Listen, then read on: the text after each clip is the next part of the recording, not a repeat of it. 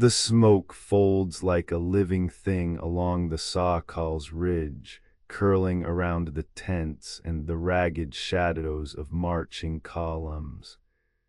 The cannon's afterburn licks the air with a copper tang, and in the distance the Pratzen glare glitters with sunlight and ruin. The battlefield hums with orders, ciphers, and the brittle sound of pages being snapped open.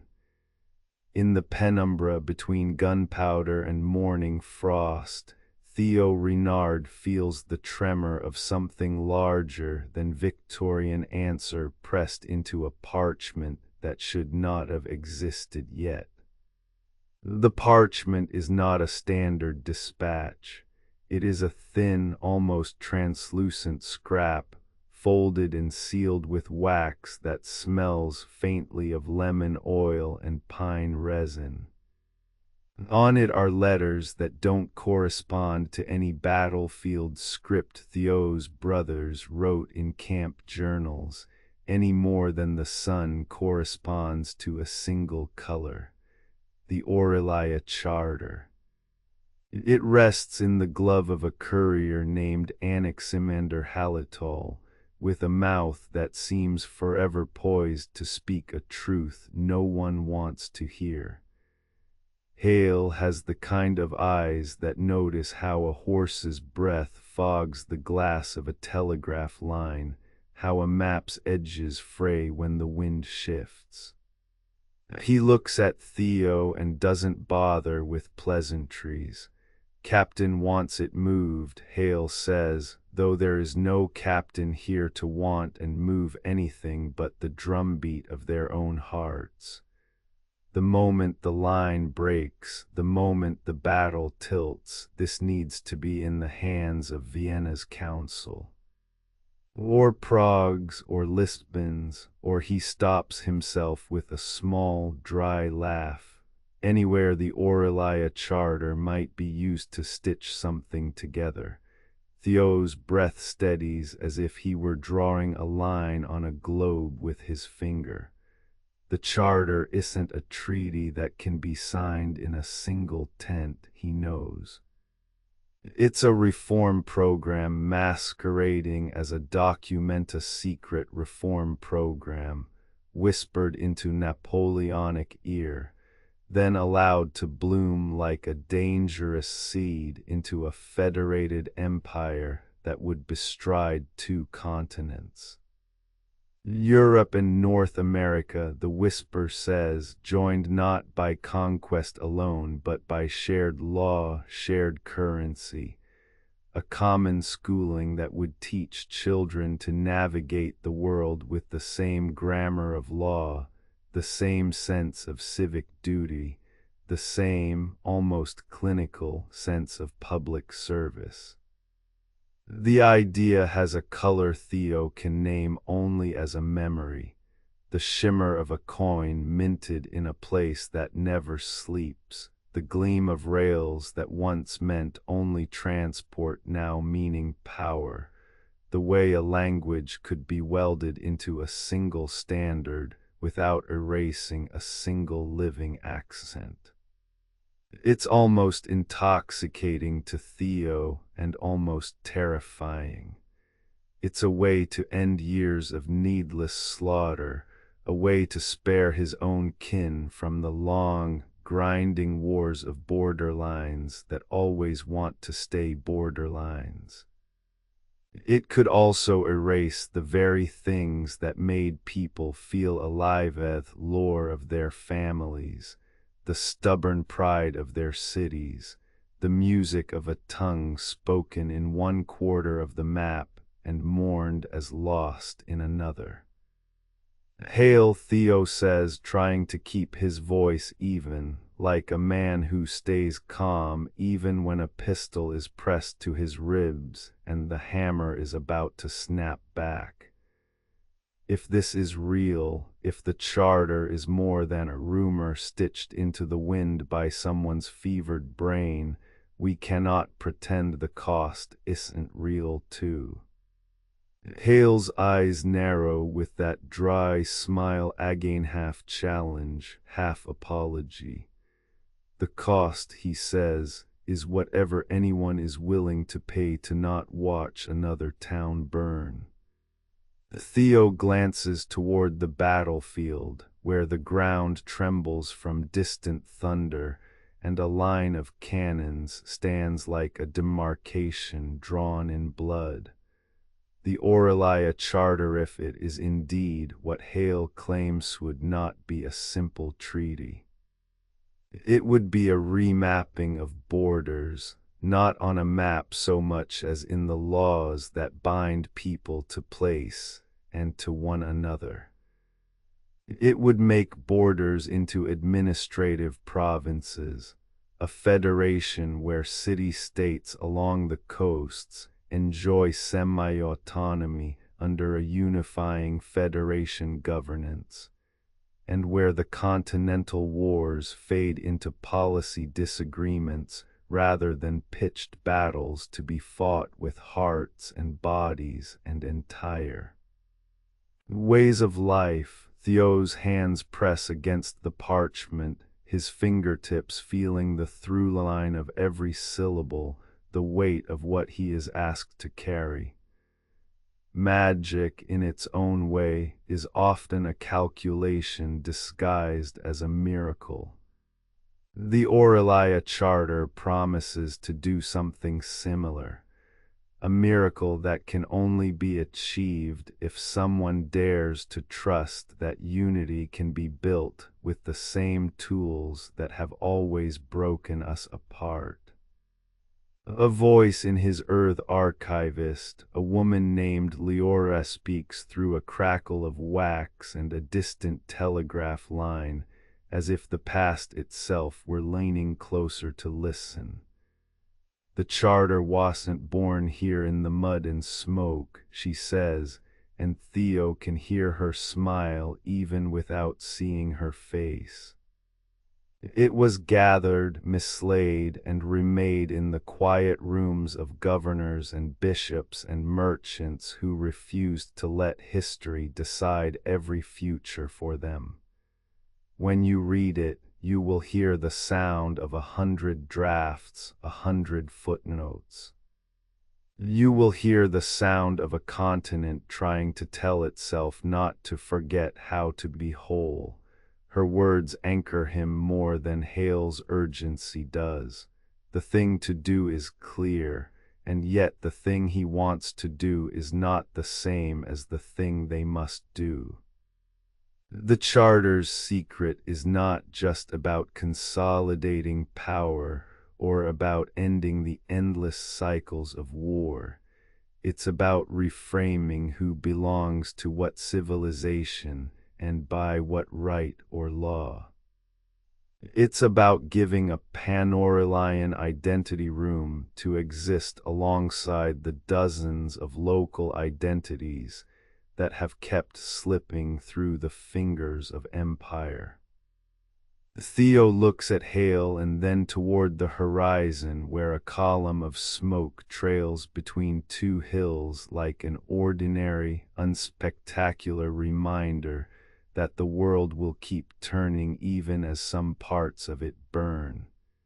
"Take it," Theo says at last, the words heavier with consequence than his breath. Take it to wherever you think it can do the most good or the least harm. I will stay here as long as we have a chance to move it witness to witness, if we have a chance.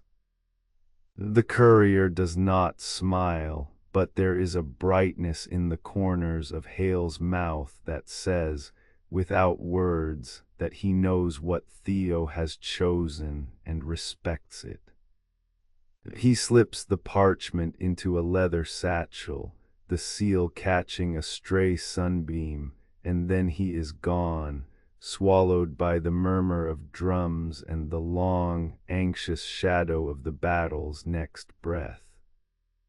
Theo remains where he is, listening to the valley's voiceth wheel of wheels turning, the iron rails quivering in the earth, the distant gossip of towns that once believed themselves separate but now feel the tremor of something bigger inching toward them. The Aurelia Charter is not a blueprint to be laid down in a single night.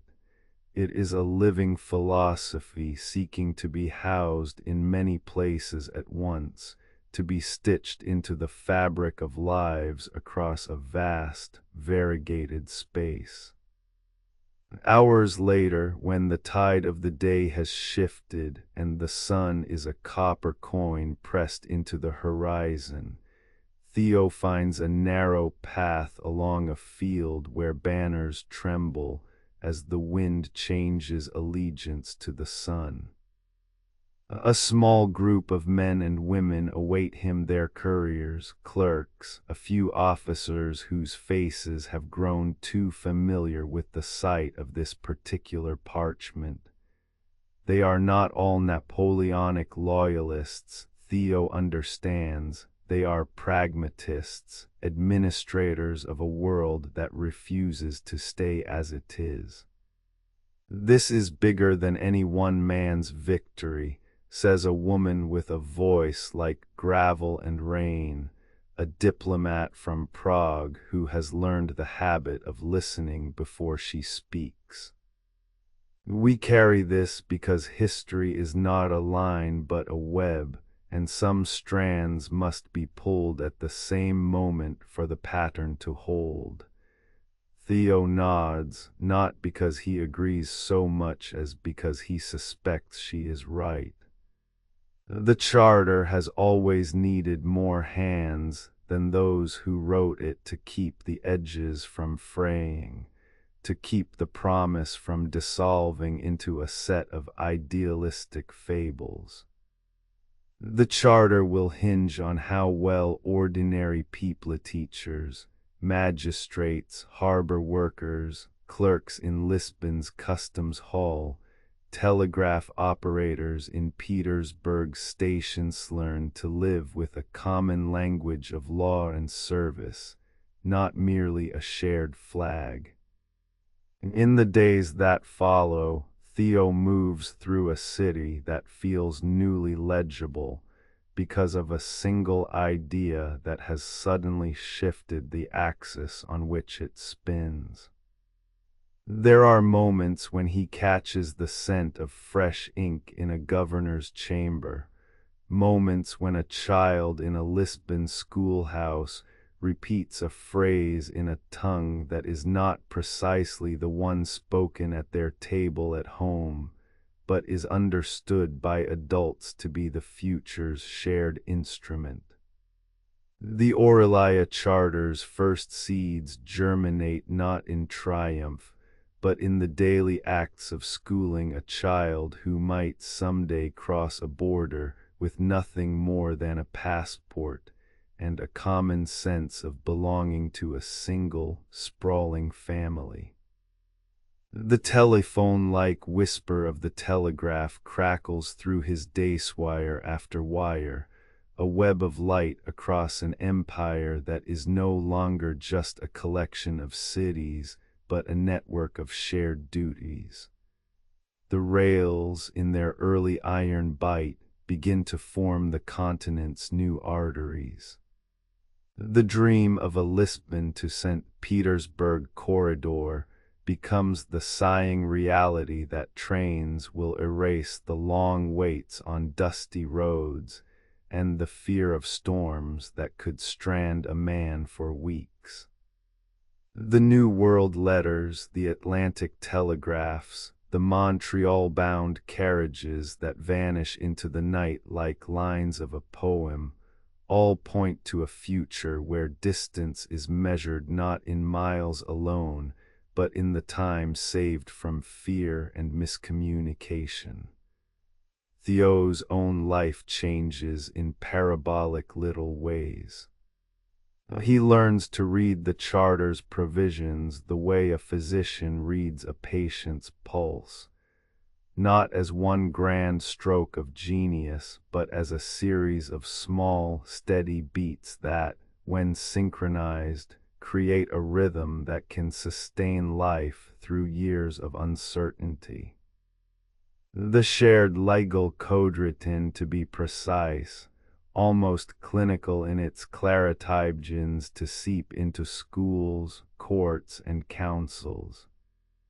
The phrase pan-Aurelian identity stops sounding like a rumor and starts sounding like a plan that can be defended, bit by bit, in debates and budgets, in the way a bill is introduced and then amended. The chapter's tension does not vanish with the taste of success any more than a storm vanishes with a lull in the air. There are countercurrent-souled loyalties that cling to particular places, fear of losing one's language, the stubborn pride of harbor cities that have always claimed the sea as their own. In Vienna, a councillor who has spent years collecting the region's customary laws murmurs that a federation would turn law from a living tradition into a ledger.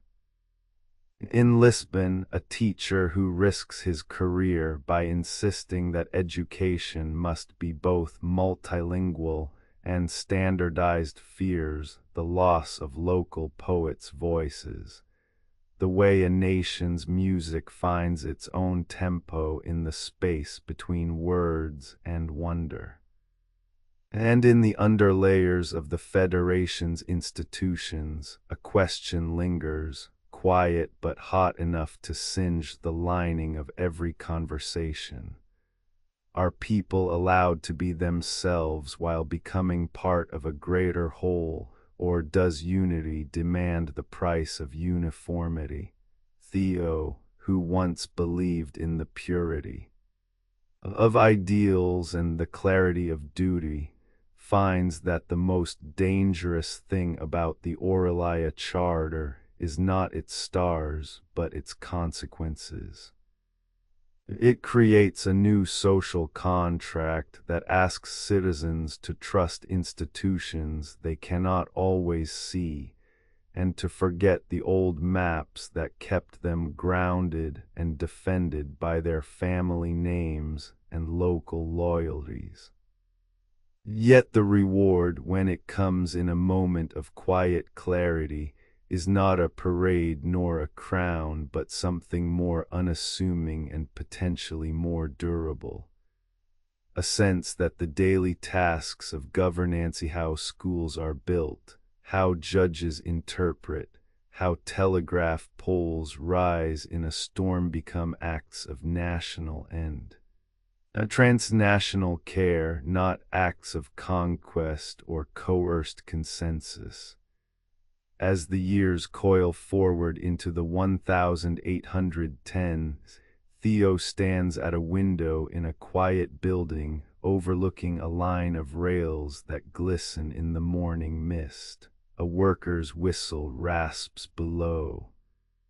He sees a map on the wall, a map that no longer marks only borders, but outlines a network of corridors and associations that connect Lisbon to St. Petersburg and New York to Montreal.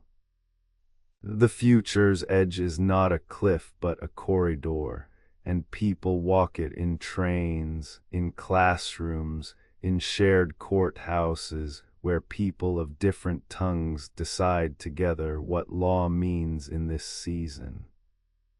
He is asked to testify more than once in rooms filled with the pale glow of lamplight and the careful rustle of documents as they are turned and retied. The questions are the same in every language. How can a single legal code be fair to a painter from Prague and a fisherman from Lagos? How can a national schooling system honor the languages of a dozen towns without muting their melodies? How can we govern a continent when the world's other great empires still dream of empires of their own? And yet the answers begin to gather, not as a single thunderclap, but as a chorus of modest, stubborn truths, spoken in a dozen accents, recognized in shared authority. The Aurelia Charter's first real victory is not a battlefield triumph, but a cooperative school. The first cohort of students chosen from a dozen coastal cities sits at desks that meet in the middle of a single classroom, their pencils moving in the same rhythm, their faces chalked with a pale dust of new knowledge. They learn to read the same legal code that will one day bind their courts, and with that, something that feels like a belief in assurance that a continent can be understood enough to be fair, that law can be made to serve more people in better ways than before. Theo's own heart acquires another layer of duty not to a single empire or a single ruler, but to a future whose shape he cannot fully discern. He remembers why he began this work, the ache of wars that scarred him as a child, the longing for a world where pain did not have to be a family tradition. He sees the plan's edges soften into practicality. The edges become corridors of exchange where ideas can travel faster than swords. He hears the sound of the telegraph as if it were a chorus of voices, of clerks in small towns and scientists in distant capitals whispering to one another across time, trading proofs and promises in a language that does not belong to any one nation, but to a people who chose to believe that. A cooperation could be an honest and durable form of strength, and he remembers Hale's parting warning, a memory that will follow him like a quiet ache. Every great remapping of history requires a recalibration of fear. The fear of losing who you are is as powerful as the fear of losing what you have. The fear of becoming something you cannot recognize belongs not only to the old guard, but to the child who discovers that the bedrock of identity might be more expansive than the name on the village signpost. So he keeps faith with the charter, not blindly and not as a sacrament, but as a practical instrumentum that could, if wielded with care, keep a continent from breaking its own heart again. The Aurelia Charter hints at a future in which a shared system of justice, economic exchange, and public service makes life more reliable, more predictable, less brutal, less wasteful of the hours in which a person might otherwise dream something better for their children. The chapter closes not with a triumph but with a surmise. The spark that remapped history has become a quiet ember, already building a network of glow and ash across 2 continents. If the rail corridors indeed knit Lisbon to St.